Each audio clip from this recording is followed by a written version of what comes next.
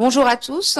Je vous souhaite la bienvenue dans cet amphithéâtre. Alors, je sais qu'il y a des personnes qui ont écouté les conférences précédentes et puis d'autres qui nous ont rejoints spécifiquement pour la petite présentation de la formation et de la profession d'ergothérapeute. Je m'appelle Sabine Leonaretti, je dirige le département d'ergothérapie donc à l'université Claude Bernard Lyon 1 au sein d'une composante qui présente ce matin toutes ses formations professionnelles, qui s'appelle l'ISTR, l'Institut des sciences et techniques de la réadaptation. Si vous êtes dans l'amphi aujourd'hui, j'imagine que vous vous intéressez à cette profession, peut-être spécifiquement cette profession d'ergothérapeute, mais aussi, pourquoi pas, à d'autres professions, et vous voulez affiner votre choix pour un projet d'études et donc de pratique professionnelle. Donc je vais m'accrocher sur une première partie de la présentation à définir ce que c'est que l'ergothérapie, et puis après, comment devenir ergothérapeute. Donc l'ergothérapie, j'ai choisi alors une présentation très imagée, avec quelques images chocs et des propos, j'espère, qui vont suivre. L'ergothérapie a pris son essor, mais comme plusieurs professions paramédicales de réadaptation et de rééducation, suite aux événements mondiaux pour remettre au travail les mutilés de guerre. Alors, pour contrebalancer cette image un peu désuète, aujourd'hui, on s'est ajusté au niveau des moyens qu'on utilise pour compenser les difficultés et ce qu'on appelle la compensation du handicap en utilisant de temps en temps des outils connectés. Qu'est-ce que l'ergothérapeute? Un ergothérapeute est un professionnel de santé qui fonde sa pratique sur le lien entre l'activité humaine et la santé.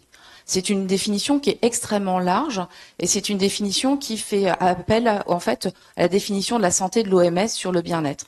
L'activité humaine, c'est tout ce qu'on fait du matin jusqu'au soir, le sommeil compris, tout ce qui nous anime et là où on est en activité.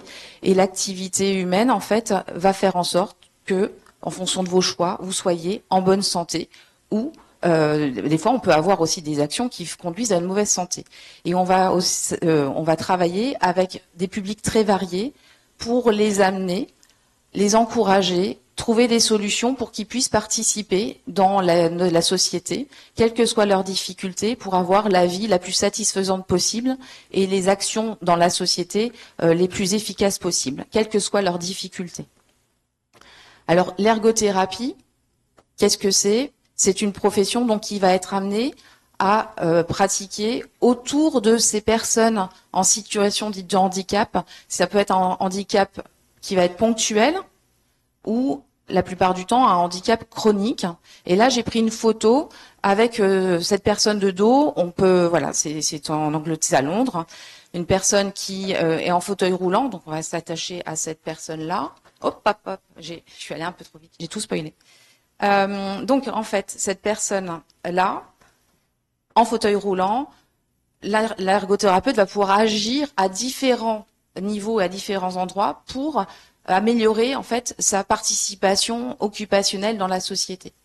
On va travailler avec les professionnels de la rééducation, notamment les kinésithérapeutes, par exemple, à réentraîner le corps pour récupérer ou entretenir les fonctions motrices les plus satisfaisantes possibles. En ergothérapie, on est aussi on se dit souvent spécialiste des aides techniques, mais avec les autres professionnels, orthophonistes pour les compensations langagières, les kinésithérapeutes pour la compensation des difficultés de l'appareil locomoteur, on va aider, conseiller, choisir des aides techniques, ici un fauteuil roulant.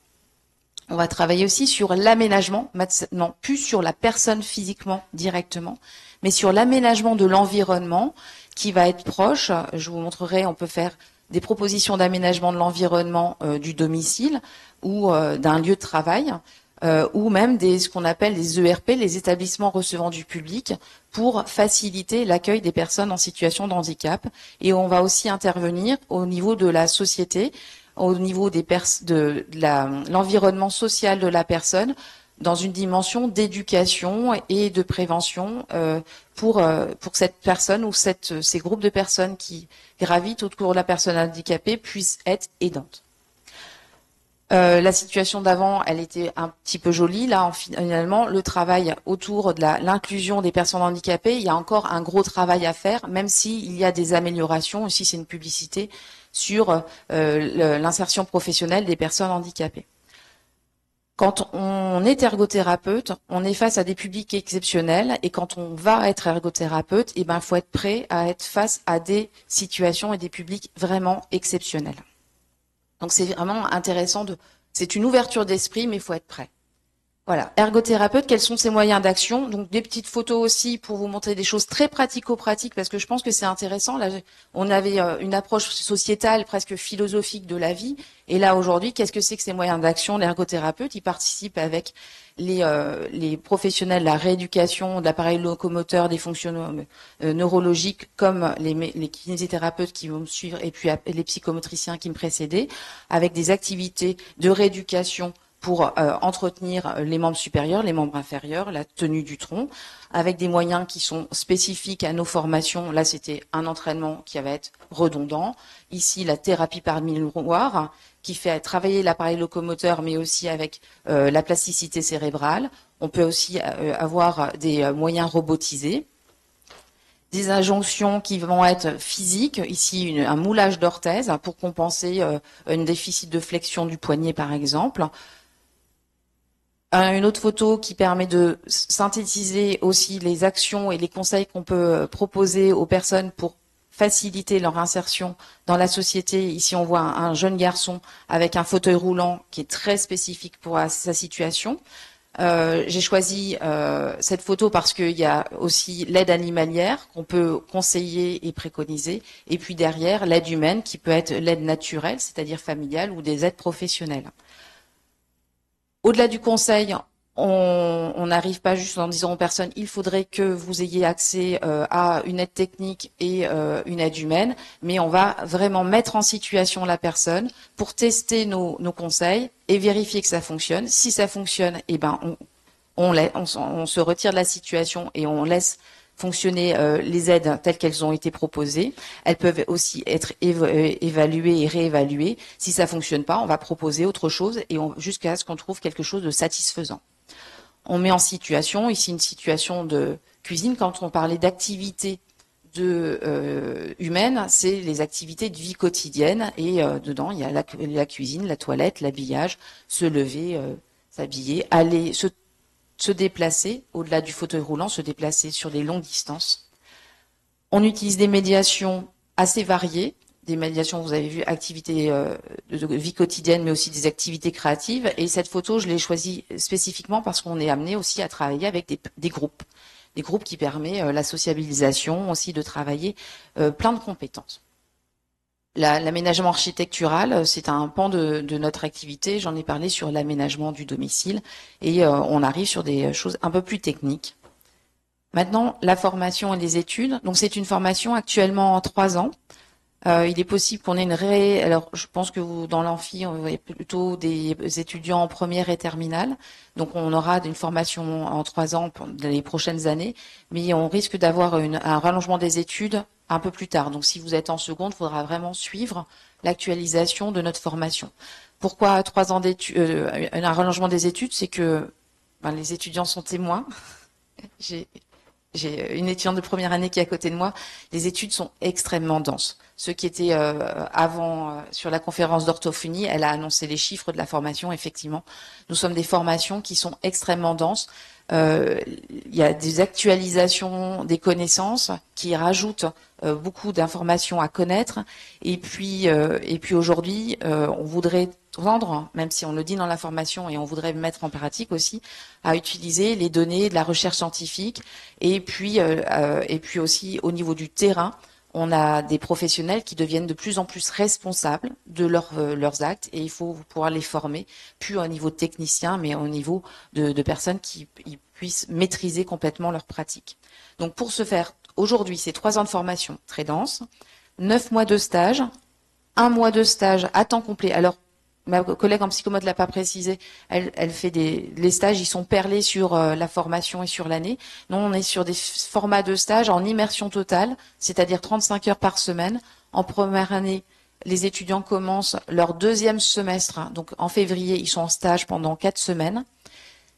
Donc cette première année est extrêmement dense et il y a 1 mois de stage. Et ensuite, on a une situation de formation qui, aujourd'hui, on n'a pas de place en alternance, mais c'est une alternance quand même de stage, de cours, de stage, de cours, 2 mois de stage, 2 mois de cours, 2 mois de stage, 2 mois de cours, et ça continue sur 2 ans. Le cadre officiel, on forme nos étudiants donc à travers des cours, à travers des stages, et pour valider sa formation en 3 ans et donc obtenir son diplôme d'État, il faut valider 10 compétences professionnelles au cours des stages et 180 ECTS pour avoir le grade de licence. Hop. Niveau des études, alors je vais pas vous détailler le programme, mais on va survoler les grands chapitres. Je vais en profiter quand même pour faire la focale. C'est une formation qui est extrêmement dense et il y a énormément de contenu à apprendre. Et c'est vrai qu'il y a des étudiants, je fais juste un petit aparté par rapport à Parcoursup, on a ouvert énormément la possibilité de rentrer dans la formation avec des étudiants. À Lyon, on a eu des étudiants en bac techno et en bac général avec des spé qui ne sont pas scientifiques, mais il faut que ces étudiants-là soient bien préparés. S'ils sont avec nous, c'est qu'ils ont réussi la sélection par Parcoursup, mais qu'ils soient préparés à être face à une quantité importante de connaissances à apprendre, et ce, dès les premiers mois. Donc, on a des enseignements en sciences humaines, sociales et droit. Donc c'est des enseignements qui sont transversaux sur différentes disciplines, les sciences médicales, et dans les sciences médicales, on retrouve la neurologie, l'anatomie, la physiologie, ces grands domaines où il va falloir apprendre beaucoup de données, les comprendre et les apprendre pour pouvoir les réutiliser par la suite. Les fondements et processus de l'ergothérapie, on commence dès la première année par comprendre comment un ergothérapeute, comment il raisonne et comment il va intervenir. Et ça, je fais juste aussi un aparté sur ce point-là. Les étudiants qu'on recrute, on recrute des étudiants par Parcoursup, mais on attend des étudiants qui soient 100% motivés pour le métier. Pour qu'ils ne soient pas perdus quand on commence à parler du métier dès les premiers mois. Méthodes et techniques et outils d'intervention de l'ergothérapeute, là c'est vraiment l'apprentissage des outils et des moyens d'intervention de l'ergothérapeute. Méthode de travail, c'est outiller l'étudiant à son métier d'étudiant, mais aussi son métier plus tard, de pouvoir avoir des compétences transversales, notamment l'écriture professionnelle. Dans méthode de travail, il y a aussi l'anglais. Alors, c'est de l'anglais professionnel. Le but, c'est de pouvoir lire des articles scientifiques en anglais. Et puis, on a aussi un grand domaine qui s'appelle l'intégration des savoirs et postures professionnelles de l'ergothérapeute. Ce sont des unités d'enseignement où finalement, on va aider les étudiants à mobiliser toutes leurs connaissances avec des activités à visée professionnelle pour les préparer au stage et pour les préparer à la vie professionnelle future. Au niveau des études, donc ici à Lyon, on a des dispositifs pédagogiques avec des promotions à taille humaine. Donc on a 45 étudiants, on a une des plus petites promotions même de l'université. 45 étudiants, pour moi je disais toujours c'est une grosse classe de terminale, mais c'est vrai que les étudiants qui sont en ST2S, c'est le double de certains formats de cours. Donc 45 étudiants, pour moi c'est une petite promo, mais pour certains c'est déjà une plus grosse promo. On a des dispositifs pédagogiques extrêmement variés. Vous avez dû sentir, vous êtes à l'université, on est dans une composante avec différentes formations professionnelles avec des cours transversaux. Et ces cours transversaux, finalement, ils se font des fois en amphi, dans des amphis identiques à celui-ci, où on a plusieurs professions, plusieurs formations qui sont représentées, et on peut avoir des cours avec 300 étudiants. Et puis, à côté de ça, on va avoir des cours avec juste les kinés, les ergos. Et puis après, on a les étudiants entre eux, en ergo 45 étudiants. Et puis après, on a des formats pédagogiques pour aller un peu plus loin dans le qualitatif, pour faire réfléchir les étudiants. On va diviser la promotion en 2 et puis des fois en 4. Donc on a le loisir. On a encore les moyens d'avoir des petits groupes de 10 étudiants pour faire notamment des études de cas et des temps réflexifs avec les étudiants. Donc c'est ce que j'ai sauté là, les séances de travaux pratiques en petits groupes. Le suivi individualisé est possible, même si on ne peut pas aménager du tout l'emploi du temps pour des cas spécifiques, mais en tout cas, on a des fois des étudiants artistes de haut niveau et puis sportifs de haut niveau, on va pouvoir individualiser le parcours, ou alors eux aussi peuvent prendre plus de temps pour organiser leur formation. Et on a une ouverture sur l'international, notamment en termes de stage, où les étudiants, à partir de la 2e année, peuvent faire des stages à l'international. On a bien sûr la proximité de la Suisse et un partenariat avec l'école de Lausanne pour faire des échanges, un partenariat avec l'Université de Montréal, un partenariat avec Valence en Espagne, et puis des étudiants qui des fois ont des projets spécifiques, des étudiants qui partent aussi en Belgique. Le coût de la scolarité, donc on a une première année qui a un coût de 2352 euros, qui peut être évalué de quelques euros tous les ans et un tarif un petit peu dégressif en fonction des 3 années. Il y a une possibilité d'une bourse région. Les formations sanitaires et sociales ont une bourse régionale et pas une bourse Crous. C'est juste voilà au niveau si vous vous intéressez aussi à d'autres formations plus universitaires. En tout cas, vous n'aurez pas, c'est pas une bourse Crous. L'accès aux études, donc on a 40 places pour les candidats Parcoursup et 5 places possibles pour des personnes en reconversion professionnelle qui auraient déjà cotisé et travaillé 3 ans. Donc 2 voies d'accès différentes. Par contre, nos critères, parce que dans l'amphi, il y a sûrement des personnes en reconversion, on parle beaucoup de Parcoursup, mais les critères sont les mêmes que Parcoursup. On ne s'amuse pas à avoir des critères spécifiques pour les uns pour les autres. Donc les informations, je les ai mises sur le site de l'ISTR, mais pour Parcoursup, tout est sur le site de Parcoursup.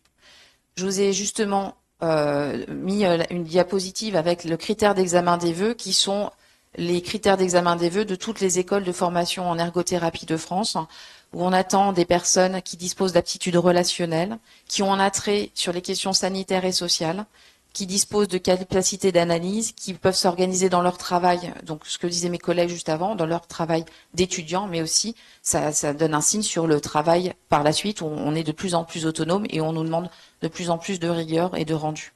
Et justement pour les rendus écrits et oraux, il faut posséder dès l'entrée dans la formation une maîtrise de l'expression écrite et orale. Donc on n'est pas juste dans le faire et le faire faire aux personnes, mais en tout cas, on a aujourd'hui des résultats à donner, transmettre les résultats de nos pratiques, et il faut déjà être outillé avant de rentrer dans la formation. On conseille aux candidats, dans vos dossiers de candidature, qu'on lit tous, et comme ma collègue précédemment, on lit tous les dossiers. On lit tous les dossiers et on cherche dans les dossiers, dans les commentaires des profs, dans vos notes et dans tout votre dossier qualitatif Parcoursup, vos capacités de raisonnement logique. Je le dirai à la fin, il faut être créatif et rigoureux. Et en fait, on n'a pas de protocole individualisé pour chaque personne avec laquelle on va travailler, par chaque situation est vraiment particulière. Donc il faut pouvoir, malgré tout, avec cette créativité, avoir un raisonnement logique, des capacités d'organisation dans le travail, une implication dans la société. Ça, vous avez vu dans les quelques photos que je vous ai présentées volontairement, c'est qu'en fait, il faut être ouvert à la différence. Et puis, sincèrement, ce qui fait vraiment un poids, c'est une première approche métier. Ça va être des rencontres de professionnels, être allé sur les salons pour certains, je vous ai déjà reconnus, on s'est déjà rencontrés sur des salons. D'avoir fait un stage, ça c'est sûr que c'est un peu plus, c'est toujours compliqué de décrocher un stage, notamment d'un stage d'une semaine. Les stages d'observation sont un peu plus simples à avoir. Et après, c'est vraiment s'être vraiment renseigné sur le métier. On le voit à la lecture de vos lettres de motivation, une lettre de motivation bien préparée, avec quelqu'un qui s'est vraiment intéressé au métier. Finalement, en fait, ça se voit, vous utilisez déjà du vocabulaire. Même si c'est maladroit, on le sait, hein, vous n'avez pas fait les 3 ans de formation, même si c'est maladroit, en tout cas, on voit l'étudiant qui a fait l'effort et qui s'est posé la question et qui sait à peu près là où il va aller. Les statistiques Parcoursup, j'ai réactualisé mais sur Parcoursup, vous avez les statistiques. L'an dernier, on avait 840 dossiers pour 40 places. Sur les étudiants qu'on a sélectionnés, les 40 étudiants, on avait 50% de post-bac. Dans les 50% de post-bac, on avait 5 étudiants post-lycée ST2S, 25% après une première année d'études universitaires, et 25% ayant déjà une licence ou un master. Voilà. Il me reste 1 minute. La conclusion. Est-ce que c'est fait pour moi ? Donc des compétences vraiment transversales et qu'on essaye qui seront sollicitées. Je suis créatif, je suis patient, je suis curieux, je suis dynamique, j'ai envie d'aider les autres, mais c'est pas la première chose. Hein. C'est vrai d'aider les autres. Souvent, des gens me disent ah, je vais être ergo pour aider les autres. Toutes nos professions veulent aider les autres. J'aime les nouvelles technologies. Hein. J'ai fait un peu exprès. C'est vrai que c'est une voie d'accès et une approche qui est vraiment très très intéressante. Et il faut être à la page tout le temps et il faut être justement curieux pour pouvoir bien l'utiliser. Je n'ai pas peur de travailler en équipe. J'ai pas beaucoup à travailler ce point-là, mais en tout cas, c'est vraiment important. Et je n'ai pas peur de rencontrer des publics extraordinaires. Voilà, pourquoi pas vous. Et donc, si vous avez des questions très particulières, vous pouvez me suivre dans l'amphi. Et est-ce qu'on avait une question? Oui, une. Ah, il y a une question déjà, quelqu'un qui est très impliqué, qui se pose la question s'il est possible de faire des redoublements. Oui, c'est possible de redoubler. On a des critères de passage d'une année sur l'autre, c'est possible de redoubler. On a rarement des redoublants, mais on en a de temps en temps des redoublants. Parfois un en première année et parfois en troisième année quand l'étudiant s'essouffle un peu. Mais c'est possible. Merci à vous.